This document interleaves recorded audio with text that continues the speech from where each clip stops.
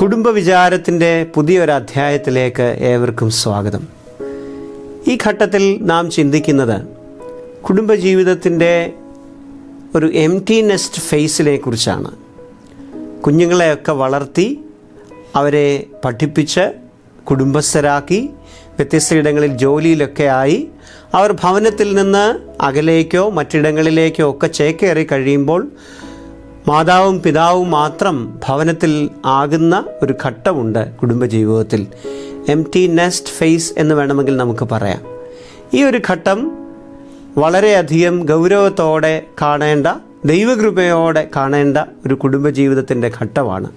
വേണമെങ്കിൽ നമുക്ക് അനുഗ്രഹത്തിൻ്റെ പാരമ്പര്യത്തിൻ്റെ ഘട്ടം, അല്ലെങ്കിൽ പാരമ്പര്യവും അനുഗ്രഹവും പകരുന്ന കാലം എന്നൊക്കെ വേണമെങ്കിൽ ഈ ഒരു കാലത്തെക്കുറിച്ച് വിലയിരുത്താം.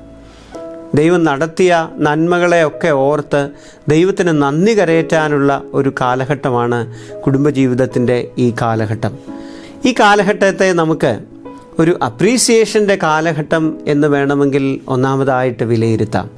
ജീവിതത്തിൽ ലഭിച്ചതിനെയൊക്കെ ഒന്ന് അപ്രീഷിയേറ്റ് ചെയ്യാനായിട്ട് ഈ കാലഘട്ടം വിനിയോഗിച്ചാൽ വളരെ ദൈവകൃപയോടെ കുടുംബജീവിതത്തിൻ്റെ ഈ കാലത്തെ നമുക്ക് അഭിമുഖീകരിക്കാനായിട്ട് സാധിക്കും.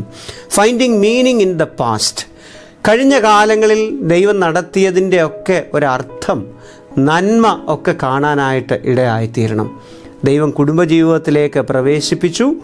ദൈവം അടുത്ത തലമുറകളെ നൽകി, തലമുറകളെ വളർത്താനായിട്ട് ഇടയായി, വളർത്തി അവരെ വ്യത്യസ്ത മേഖലകളിലാക്കാനായിട്ട് ഇടയായി. ഏത് ഘട്ടങ്ങളിലും ഒത്തിരി ദൈവകൃപ അനുഭവിക്കാനായിട്ട് ഇടയായി എന്നതിൽ സംശയമില്ല. ഓരോ ഘട്ടത്തെയും അപ്രീഷിയേറ്റ് ചെയ്യാനായിട്ട് ഇടയായി തീരുമ്പോൾ തീർച്ചയായും അനുഗ്രഹത്തോടെ ഈ കാലഘട്ടം നമുക്ക് നേരിടാനായിട്ട് സാധിക്കും. രണ്ട്, ഈ കാലഘട്ടത്തിൽ ഒത്തിരി പുതിയ കാര്യങ്ങൾ അഡാപ്റ്റ് ചെയ്യേണ്ടതായിട്ട് വരും. പ്രത്യേകിച്ച് കൂട്ടുകുടുംബമായി മക്കളോടൊക്കെ ഒപ്പം ജീവിച്ചവർ മക്കൾ പോയി കഴിയുമ്പോൾ ഒറ്റയ്ക്കായി തീർന്നിട്ടുണ്ടാകാം. പുതിയ ഒത്തിരി കാര്യങ്ങൾ നാം ജീവിതത്തിൽ സ്വീകരിക്കേണ്ടി വന്നേക്കാം. പല കാര്യങ്ങളും തന്നെ ചെയ്യേണ്ടി വന്നേക്കാം. ഒറ്റപ്പെടൽ പലപ്പോഴും ഈ ഒരു ഘട്ടത്തിലുണ്ടാകാം. ഈ ഒരു അഡാപ്റ്റേഷൻ്റെ കാലഘട്ടം കൂടെയാണ്. എല്ലാറ്റിനെയും ദൈവകൃപയോടെ സ്വീകരിക്കാനായിട്ട് ഇടയായിത്തീരുക. യെശയ്യാ പ്രവാചകൻ്റെ പുസ്തകം 46-ാം അധ്യായത്തിൻ്റെ 4-ാം വാക്യത്തിൽ നാം ഇങ്ങനെ വായിക്കുന്നുണ്ട്, even to your old age I am here. ഇപ്പോഴും ഏത് ഘട്ടത്തിലും ദൈവനമ്പുരാൻ നമ്മോടൊപ്പമുണ്ട് എന്ന് തിരിച്ചറിയാനായിട്ട് ഇടയായിത്തീരണം. മൂന്നാമതായിട്ട് ഈ ഒരു ഘട്ടത്തിൽ പരസ്പരമുള്ള ഒരു അഫെക്ഷൻ, കീപ്പിംഗ് റിലേഷൻഷിപ്പ് എലൈവ്. ഭാര്യയും ഭർത്താവും തമ്മിലുള്ള ഹൃദയബന്ധം, അറ്റാച്ച്മെൻറ്റ് കുറേ കൂടെ കൂടുന്ന ഒരു കാലഘട്ടം കൂടെയാണ്. പരസ്പരം കണ്ണിൽ നോക്കിയിരുന്ന് സന്തോഷത്തിൻ്റെ കാലങ്ങളെക്കുറിച്ചും കുഞ്ഞുങ്ങളെക്കുറിച്ചും ദൈവം നടത്തിയ നന്മകളെക്കുറിച്ചും ഒക്കെ പങ്കുവയ്ക്കാനായിട്ട് ഇടയായിത്തീരുമ്പോൾ പരസ്പരം അനുഭവിച്ച സ്നേഹകാലത്തെക്കുറിച്ചും ഇപ്പോൾ അനുഭവിക്കുന്ന ജീവിതത്തിൻ്റെ അനുഗ്രഹങ്ങളെക്കുറിച്ചും ഒക്കെ പങ്കുവയ്ക്കാനായിട്ടിടയായിത്തീരുമ്പോൾ കൂടുതൽ ഒരു തരത്തിൽ ഹൃദയബന്ധം കാക്കുന്ന കാലം കൂടിയാകും എന്നതിൽ സംശയമില്ല. ആ ഒരു ഘട്ടത്തിൽ എംപ്റ്റി നെസ്റ്റ് സിൻഡ്രോമിൻ്റെ, അല്ലെങ്കിൽ വീട്ടിൽ നിന്ന് മക്കളൊക്കെ ജോലിയായി പഠനത്തിനായി പോയി എന്നതിനെ ഓർത്ത് വിലപിക്കുന്നതിന് പകരം പരസ്പരമുള്ള ബന്ധം കൂടുതൽ കൂട്ടുന്നതിലൂടെ കുടുംബജീവിതം കുറേ കൂടെ അനുഗ്രഹീതമായി തീർക്കാനായിട്ട് സാധിക്കും എന്നതിൽ സംശയമില്ല. ഗലാത്യർക്ക് എഴുതിയ ലേഖനം 6-ാം അധ്യായത്തിൻ്റെ 2-ാം വാക്യത്തിൽ ഇങ്ങനെ നാം വായിക്കുന്നു, ബെയർ വൺ അനദേഴ്സ് ബർഡൻസ്.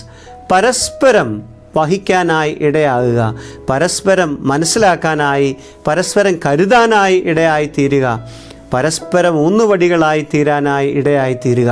തീർച്ചയായും കുടുംബജീവിതത്തിൻ്റെ കൂടുതൽ ഗുണമേന്മയുള്ള ഒരു ഘട്ടത്തിൽ നമുക്കായിത്തീരാനായിട്ട് സാധിക്കും. നാലാമതായി, ലിവിങ് എ സ്പിരിച്വൽ ലെഗസി. നാം പങ്കുവെച്ച, അനുഭവിച്ച വിശ്വാസത്തിൻ്റെ ആ വലിയ പാരമ്പര്യം അടുത്ത തലമുറയ്ക്ക് കൈമാറാനുള്ള വലിയ ഉത്തരവാദിത്വവും കുടുംബജീവിതത്തിൻ്റെ ഈ ഒരു ഘട്ടത്തിൽ വളരെ പ്രധാനപ്പെട്ടതാണ്. പ്രത്യേകിച്ച് it's a time of Christian witnessing. കുടുംബജീവിതത്തിൻ്റെ ഓരോ ഘട്ടവും ഒരു ക്രിസ്തീയ സാക്ഷ്യത്തിൻ്റെ അനുഭവം തന്നെയാണ്. എന്നാൽ ഈ ഒരു കാലഘട്ടം കൂടുതൽ ജീവിതത്തിൽ അനുഭവിച്ച ദൈവാനുഗ്രഹങ്ങളെക്കുറിച്ച്, ദൈവത്തിൻ്റെ കരുതലിനെക്കുറിച്ച്, ദൈവനമ്പുരാൻ്റെ നടത്തിപ്പുകളെക്കുറിച്ച് ഒക്കെ അടുത്ത തലമുറയ്ക്ക്, മക്കൾക്ക്, കൊച്ചുമക്കൾക്ക് ഒക്കെ പകർന്നു നൽകാനായിട്ട് ഇടയായി തീരുമ്പോൾ ഈ കാലഘട്ടം, ഈ കുടുംബജീവിതത്തിൻ്റെ കാലഘട്ടം കൂടുതൽ ധന്യമാക്കി തീർക്കാനായിട്ട് നമുക്ക് ഇടയായിത്തീരും. 4 ചിന്തകളാണ് ഇന്നത്തെ കുടുംബവിചാരത്തിലൂടെ നാം മനസ്സിലാക്കാനായിട്ട് ശ്രമിച്ചത്. പ്രത്യേകിച്ച് കുടുംബജീവിതത്തിൻ്റെ ഒരു എംപ്റ്റിനെസ് ഫേസ്, മക്കളൊക്കെ ജോലിക്ക് പോയ ശേഷമുള്ള കാലഘട്ടത്തെ എങ്ങനെ നമുക്ക് കാണാനായിട്ട് സാധിക്കും എന്നതാണ്. അപ്രീഷിയേറ്റ് ചെയ്യാനായിട്ട് ഇടയായിത്തീരുമ്പോൾ തീർച്ചയായും അനുഗ്രഹീതമാക്കി തീർക്കാൻ സാധിക്കും. അഡാപ്റ്റ് ചെയ്യാനായിട്ട്, പുതിയ പുതിയ മാറ്റങ്ങളെ സ്വീകരിക്കാനായിട്ട് ഇടയായിത്തീരുമ്പോൾ തീർച്ചയായും അനുഗ്രഹമായി തീരും. അഫെക്ഷൻ, കീപ്പിംഗ് റിലേഷൻഷിപ്പ് എലൈവ്, പരസ്പരമുള്ള ബന്ധം വീണ്ടും ശക്തിപ്പെടുത്താനായിട്ട് ഇടയായിത്തീരുമ്പോൾ അനുഗ്രഹീതമായിട്ട് തീരും. അൾട്ടൂറിസം, ലീവിങ് എ സ്പിരിച്വൽ ലെഗസി, ആത്മീയതയുടെ വലിയൊരു പാരമ്പര്യം അടുത്ത തലമുറയ്ക്ക് കൈമാറാനായിട്ട് ഇടയായിത്തീരുമ്പോൾ സംതൃപ്തിയോടെ ഈ ലോകത്തിലെ കുടുംബജീവിതം നയിച്ച് ദൈവസന്നിധിയിലേക്ക് പ്രവേശിപ്പാനായിട്ട് ഇടയായിത്തീരും. കുടുംബജീവിതത്തിൻ്റെ ഓരോ ഘട്ടങ്ങളും അനുഗ്രഹീതമായി നയിക്കുവാനും അനുഗ്രഹീത കുടുംബങ്ങളായി നിലനിൽപ്പാനും കുടുംബവിചാരത്തിൻ്റെ ഈ ചിന്തകൾ സഹായിക്കട്ടെ എന്ന് പ്രാർത്ഥിക്കുന്നു. Thank you.